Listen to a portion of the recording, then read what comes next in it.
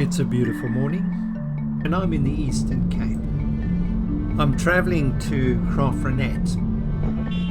My intention is to see one of the most iconic churches in South Africa.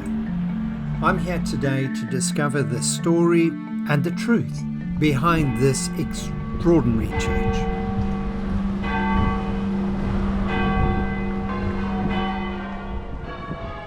To begin the story, we need to go back in time and travel to Salisbury, Wiltshire in England.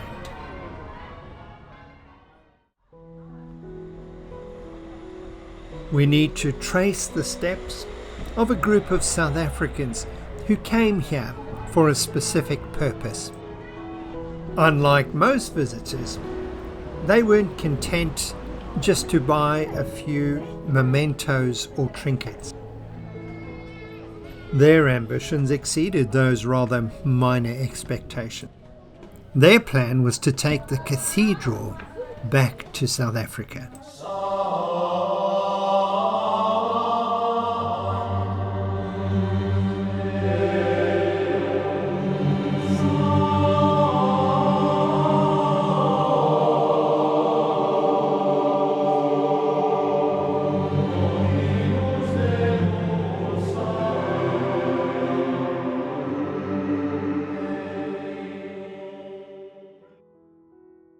Anyone who's driven through Farmhands would have seen and wondered about the origin of this church. Built over 136 years ago, it is certainly one of the oldest Dutch Reformed churches in South Africa. But like all churches, the story of the church is not about the building, but it is always about the people.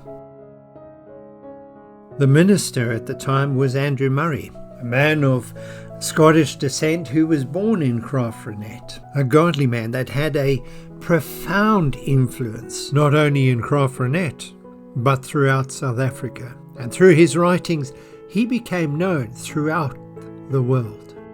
The design and building of the church fell to this man, James Bissett, a man blessed with surpassing engineering and building skills, who was able to design this church with exacting mathematical precision, and through his extraordinary leadership was able to secure meaningful community participation in this amazing building project. To understand how James Bissett and his fellow South Africans were influenced by the Salisbury Cathedral, we need to go there ourselves. Yes. Yeah, and that was about one of the Assyrian emperors. This coffee shop in the cathedral is probably one of the most visited and busiest coffee shops in the world. My mistake. I'm here with my brother and my oldest daughter. We're here to explore the church. Sure, that's nice. What chocolate? No, latte. Just coffee. So I was wondering, why in the marketing of depth? Yes, exactly. Seems to be so Why flat. are you getting the layers? The cathedral is over 800 years old, and with that much history, there's much to examine and contemplate. The cathedral is the home to one of the only 4 surviving Magna Cartas, which is the foundation document on which the doctrine of all modern democracies are based.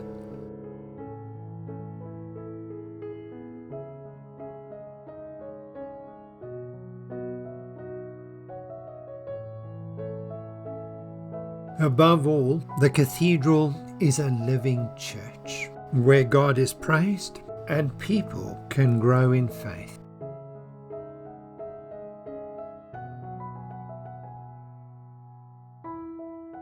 Exactly when James and his fellow travellers from Farmhands came to Salisbury is not known.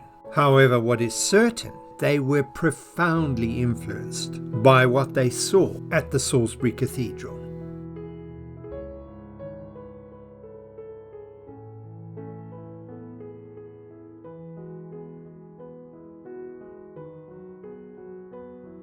As it is now, and as it was then, on any given day there are hundreds of visitors from all over the world who come to visit this rather unique and beautiful cathedral. James and his fellow travellers from Farmhands would have viewed the cathedral from a different point of view. Their interest would have been in the design and structure of this monumental sanctuary.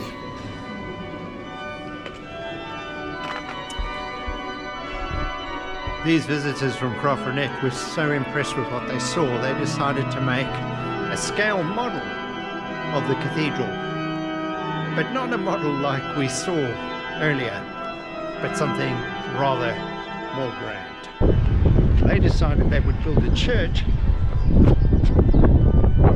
that mirrored this one.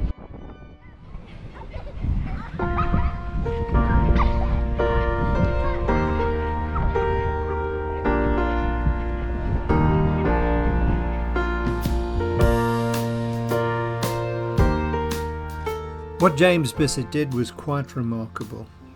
Without the aid of modern computers and high-tech tools, he created a masterpiece. He didn't copy Salisbury Cathedral. Instead, what he did is that in his unique design, he interpreted and incorporated the features of the cathedral in his church. The result of which was nothing short of genius.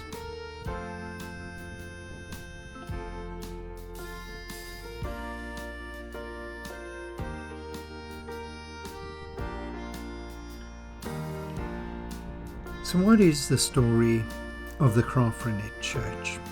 Is it a story of an iconic church building that captures our imagination each time we see it? Or is it the story of two men, one who was committed to the spiritual welfare and well-being of his community, and the other who wanted to create something unique as a tribute to the godly men and people of that area?